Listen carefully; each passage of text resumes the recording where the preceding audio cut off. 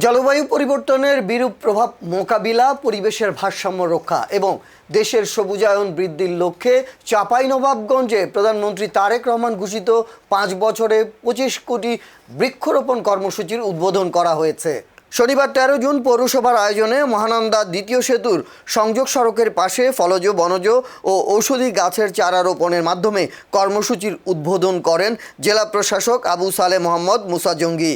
এ সময় তিনি বলেন, বর্তমানে জলবায়ু পরিবর্তনের প্রভাব মোকাবিলা ও পরিবেশের ভারসাম্য রক্ষায় বৃক্ষরোপণের কোনো বিকল্প নেই। প্রত্যেক মানুষকে অন্তত একটি করে বৃক্ষরোপণ ও রোপণকৃত বৃক্ষের পরিচর্যা করার আহ্বান জানান তিনি। এ সময় উপস্থিত ছিলেন স্থানীয় সরকার চাঁপাইনবাবগঞ্জের উপপরিচালক ও পৌর প্রশাসক উজ্জ্বল কুমার ঘোষ, পৌর নির্বাহী কর্মকর্তা মামুনুর রশিদ, নির্বাহী প্রকৌশলী তৌফিকুল ইসলাম, শহর পরিকল্পনাবিদ ইমরান হোসাইন, পৌর কর্মচারী সংসদের সভাপতি এনামুল হক ও সাধারণ সম্পাদক আব্দুল আজিজ খান সহ আরও অনেকে। এ কর্মসূচির আওতায় আগামী ১৮০ দিনে বিভিন্ন জাতের ১,০০০ চারা রোপণ করা হবে।